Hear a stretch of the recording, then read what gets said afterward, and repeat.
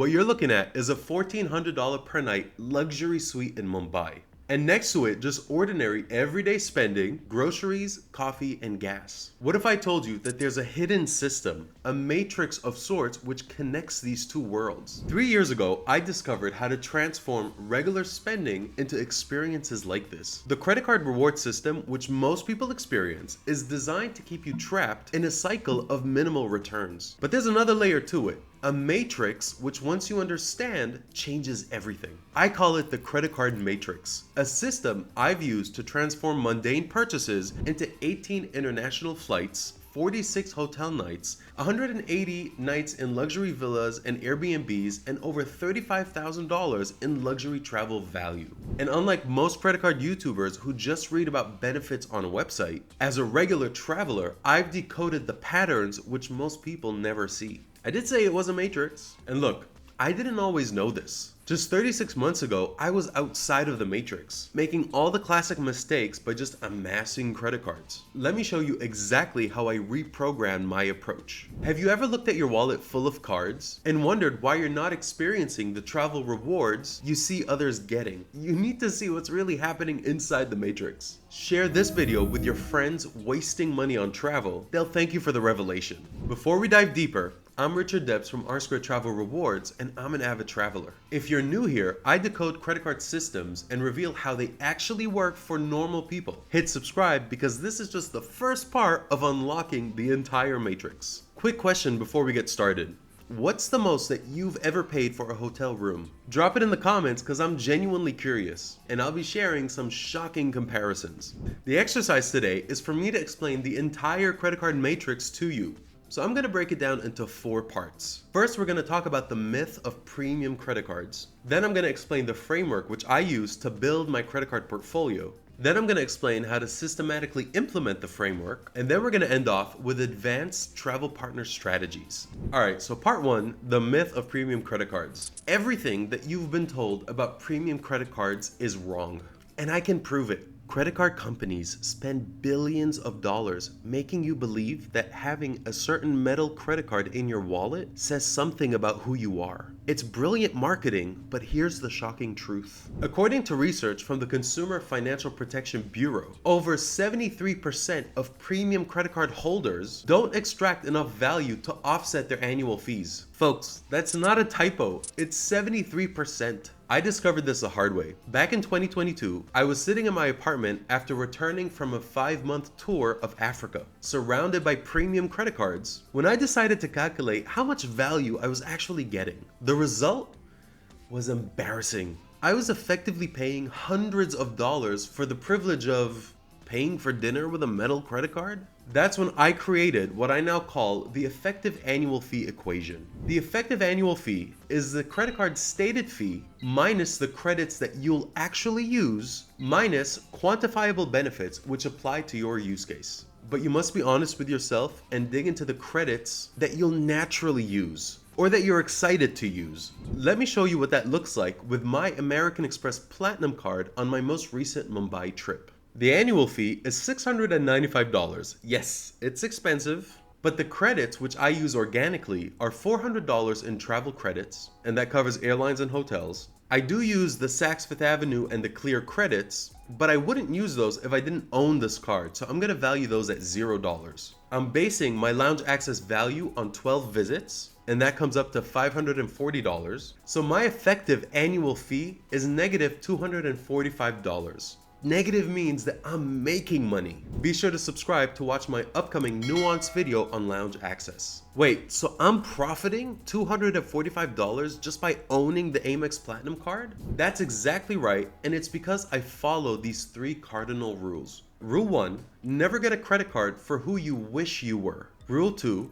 a card must fit your actual life, not someone else's. And rule 3, every card needs a specific job in your strategy. Which of these rules is most shocking to you? Let me know in the comments and tag someone who needs to hear this. Seriously, you might save them thousands. Okay, so at this point you might be saying, Richard, that all sounds good, but there are so many credit card options out there. It's honestly overwhelming. Where do I even begin? And that brings us to part 2, the portfolio building framework. Think of your credit cards like building a house. You need a solid foundation, a strategic middle layer, and an optimization layer, the roof, which caps your strategy by combining all points strategically. So let's start with the foundation layer. These are your no annual fee credit cards. These are like reliable friends who always show up. They're not flashy, but they'll never let you down. They provide baseline earning with zero ongoing cost. Then there's a strategy layer, which is made up of your mid-tier annual fee cards. Think of these as your specialized tools. Each has a specific job which justifies its modest cost. And finally, the optimization layer, which is made up of your premium credit cards. These are like hiring specialists.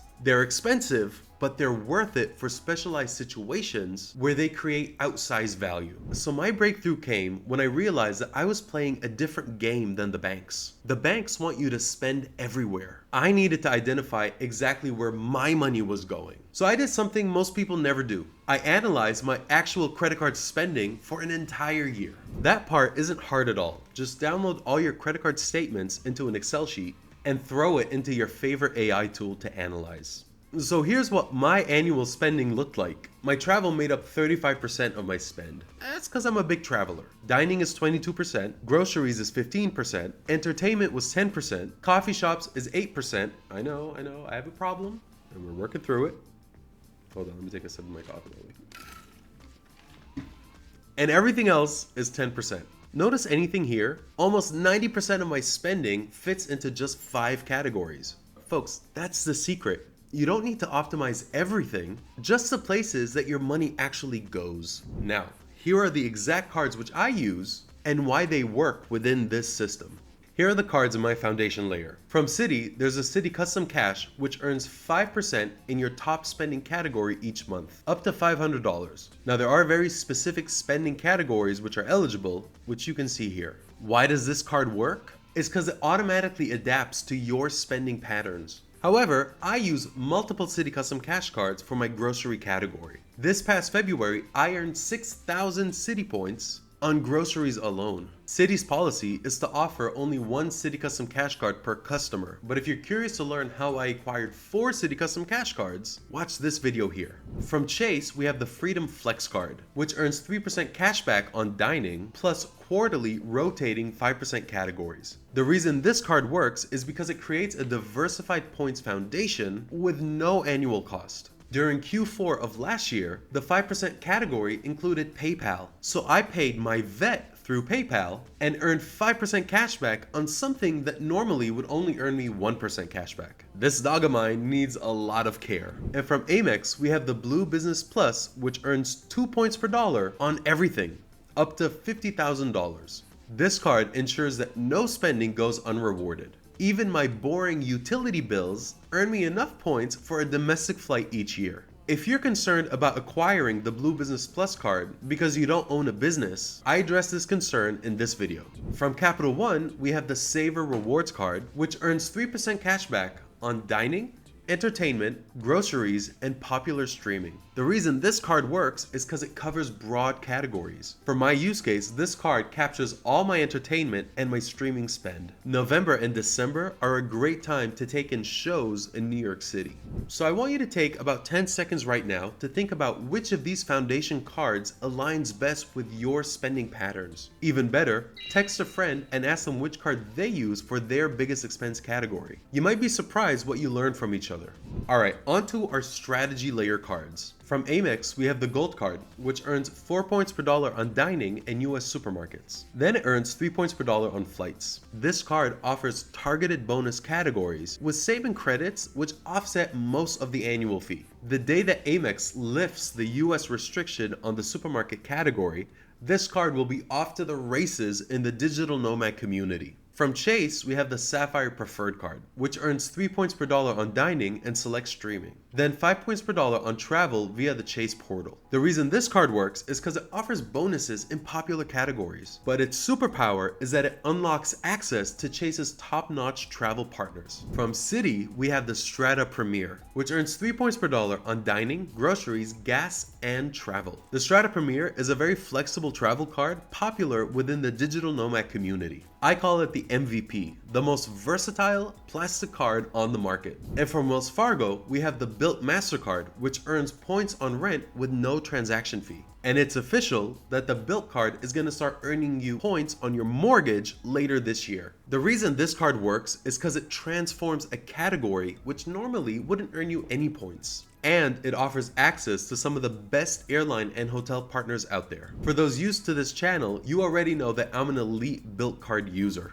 But that's outside the scope of this video. Last month in Dubai, my brother Joey paid for our group dinner. It was about $400. I insisted on paying, showing him my Built card, and whispered, "This earns me 3 points per dollar, which I always turn into 6 points per dollar." He laughed and said I was being ridiculous about a few dollars in points. That couldn't be further from the truth. Last month, I used Built's special transfer bonus to turn 125,000 Built points into 250,000 Qatar Airways points and booked an upcoming trip from Qatar to Nairobi in Q Suites. This card continues to prove itself as the most valuable card in my credit card portfolio. Joey doesn't know it yet, but the Built card is in his very near future. Finally, there's our optimization layer cards. Now we enter the category where most experts get it completely wrong. Premium cards aren't about personal status. They're about mathematical arbitrage opportunities. You should only ever add these cards to your portfolio once you've maximized the previous layers, you have a specific use case which justifies the premium fee, and you've calculated your effective annual fee and it's negative. From Capital One, we have the Venture X offering premium travel benefits with easy-to-use credits. The $395 annual fee is fully offset by an annual $300 travel credit and a 10,000 points anniversary bonus each year, which is valued at around $100. From Amex, we have the Hilton Aspire. This card offers luxury hotel benefits with automatic diamond status. Here's why this card works. It earns a 5th free night when redeeming with points. Then there's an uncapped free night certificate. This past November, I booked a free stay at an exclusive small luxury hotel or SLH property named Kimala in Phuket, Thailand, using my uncapped free night certificate. Normally, these rooms would cost over $1,000 per night easily. So this means that if you can find a standard room at any Hilton property, it's yours no matter the price of the room. P.S. If you want to learn about how I almost died in that bathroom, I've added the clip to the end of this video. The $400 resort credit, the $200 flight credit, and the elite status create massive value well beyond its $550 annual fee. If you're interested in travel, then this card is for you. Here's a pro tip from a frequent traveler. Focusing on just one hotel program rather than spreading across multiple chains generates more free night opportunities per year and ensures that the annual fee is fully used up. That's the difference between one free weekend getaway and an entire week of free accommodation. Which would you rather have? I focus on 2 hotel programs because of the volume of my travel, but I happen to have elite status with 3 of them. You can achieve elite status with a hotel program without staying the required number of nights. If you want to know how to do that, let me know in the comments. So this house matrix of credit cards, that's our end goal here. But most of you don't own any or most of these cards, and you can't acquire them all today. There's a specific way to do this, which pretty much guarantees success, and that's what I'm going to show you next. Let's lay out what the next 12 months are going to look like if you decide that you want in on the matrix. I'll also include the exact spreadsheet template which I use to track everything. Part 3, systematic implementation. This isn't just about credit cards. It's about creating a system which quietly works in the background of your life, turning everyday expenses into extraordinary experiences. I'm breaking this down into a simple 12-month roadmap which anyone can follow. Phase 1 is our audit and assessment month. This is month 1.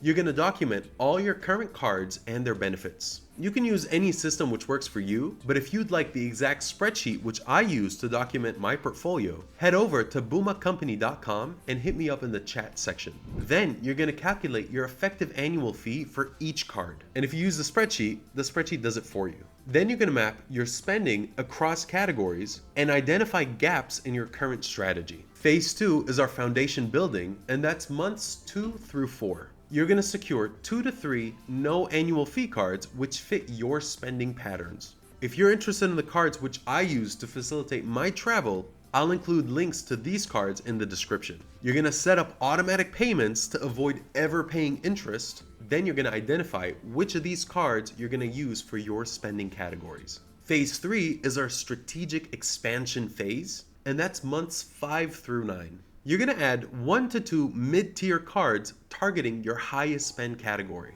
Then you're gonna implement automatic usage benefits reminders. And by that I mean literally add a specific reminder in your calendar so you never miss out on a major benefit. Keep in mind that some of the benefits expire monthly, quarterly, or semi-annually. Then you're gonna track your value extraction monthly. And phase 4 is our premium optimization phase, and that's gonna be months 10 through 12. You're gonna selectively add premium credit cards only where they're justified.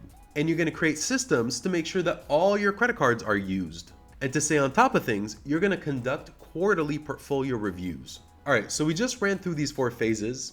Folks, that's work. What I just described is work. But we're talking free or almost free travel, so you have to put in the work. So we've just outlined adding new potential cards to our portfolio. But for each potential new card, I use a simple go-no-go framework.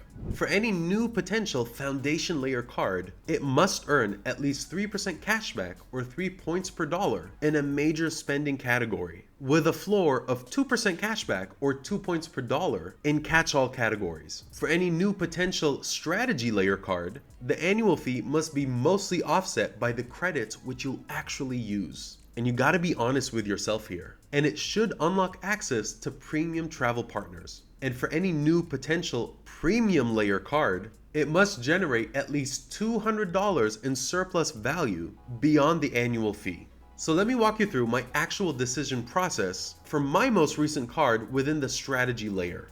I recently acquired the City Advantage Business MasterCard. Now the $99 annual fee is waived in the first year. I earned 75,000 bonus American Airline miles after spending $5,000 within the first 5 months. My first check bag is free on American Airlines domestic flights, and that's an easy $70 savings on a single round-trip flight. It earns very valuable American Airlines miles, which I consider to be top 2, with Alaska having the most valuable airline miles out there. This card makes earning 2x miles on gas, cable, satellite, and American Airline flights a great avenue for amassing American Airlines miles. So my go-no-go decision for the City American Airlines MasterCard is that it's worth adding to my portfolio. Now we get to part 4, our advanced travel partner strategy, which is made up of hotel cards and airline cards. First up, hotel cards. First, let me answer a question which I get constantly. Which hotel card is actually worth it for me? From Hilton, that's easy. It's the Hilton Aspire. I've already covered this in my phase 4 premium optimization category, because this card should be in the portfolio of anyone interested in international travel. From Marriott, it's the Marriott Brilliant card. Why is this card worth it for some? There's a $300 dining credit, an 85,000 point free night certificate, and a 5th night free when redeeming stays with points. Who should get the Marriott Brilliant? It's business travelers who can expense Marriott stays and take weekend getaways. This card works well for a digital nomad who enjoys staying at elite Marriott properties like the St. Regis. If you're looking to experience superior hotel service, I highly recommend the St. Regis in Bangkok, Thailand. From Hyatt, we have the World of Hyatt card from Chase. The reason it's worth it is because you get an annual free night and you fast track your way to earning Hyatt status. Who should get this card? Travelers who are focused on getting the best value for their points. And from IHG, it's the IHG One Rewards Premier card from Chase. It's worth it because you earn an anniversary night plus a 4th night free on point stays. Who should get this card? It's Asia travelers due to IHG's strong presence there, or domestic road trippers due to a plethora of Holiday Inn hotels. I stayed at a Holiday Inn Express here in Cape Town when I first arrived because I wanted time to meet with a local agent to view properties for my long-term stay. So here's a surprisingly controversial question. If you could have only one hotel's credit card for the rest of your life, which brand would you choose? Comment below with your answer and why. And I'm betting the responses will surprise everyone. So we've covered hotels, let's talk about airline cards. Here's something that might shock you. Most airline cards are a terrible investment. But there are specific exceptions which create extraordinary value. When choosing an airline card, I apply these 4 criteria, and I must get at least 3 yeses before I'll consider the card. Full disclosure, I run a credit card YouTube channel, and I own many airline cards. But I want to make clear that I have airline cards which I use for my personal credit card strategy, and the other airline cards I own, I use and study so I may make videos and share any valuable insights with you. So the first criteria is, does it offer meaningful status acceleration? Also, does it include companion certificates or significant discounts? Do the free checked bags justify the annual fee based on my travel frequency? And is the lounge access genuinely valuable for my routes? Based on these 4 criteria, here are my top recommendations. From Alaska, we have the Alaska Airlines Visa, which is a Bank of America card. So why is this card worth it? There are 2 primary reasons. First, the $99 annual companion fare and free checked bag. This means that your +1 can fly with you anywhere in the world on an Alaska flight for just $99, plus a nominal tax. The second primary reason is because Alaska recently made some groundbreaking updates for 2025 for earning elite status. This is a very big deal, which I covered in depth in this recent video. So who's this card perfect for? It's for international travelers who enjoy flying on Alaska partner airlines like Qatar Airways, American Airlines, and British Airways. And it's for West Coast travelers who fly with a partner or family at least once a year. I've been using this card to rack up miles in the Alaska Mileage Plan program, and I've since used those miles to book award business class flights on American Airlines to Europe and South America later this year. Thank you, Alaska. From American Airlines, we have the Advantage Platinum Select card. Why is this card worth it? You get free check bags, preferred boarding, and the ease of use of spending your way towards American Airlines status. Most airline programs require that you fly in order to earn status. But the beauty of the American Airlines program is that you may earn status on everyday spend. It's perfect for East Coast and international travelers who check bags. A family of 4 can save $280 in check bag fees on a single round-trip flight. The next airline card is from Qatar Airways. This is not coming out of left field. Give me a second to explain this edge case. It's the new Qatar Visa Infinite card from Cardless. It's definitely an edge case, and it should be considered when there's at least an 80,000 new sign-up bonus offer, and then it should be reviewed after year 1. Why is this card worth it? It's because you earn instant Qatar Privilege Club Gold status, which maps to One World Sapphire status. And by that, you automatically receive business class lounge access when flying One World. You also receive 150 Q point head start to maintain your gold status in year 2.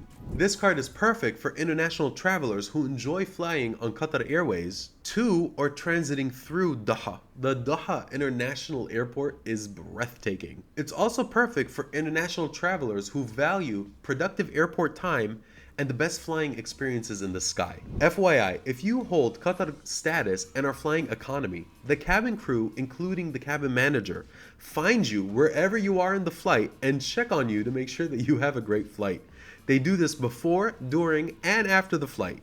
They also take your food order to ensure that you get your preference and it doesn't run out by the time they get to you. Speaking of best productive airport time and best experiences in the sky, I wrote half the script in the Al Morjan Business Class Lounge in Doha while enjoying the most delightful food and drinks one could possibly experience while transiting through airports. Then I wrote the remainder half of the script while flying in Qatar's beautiful Airbus A350-900 business class.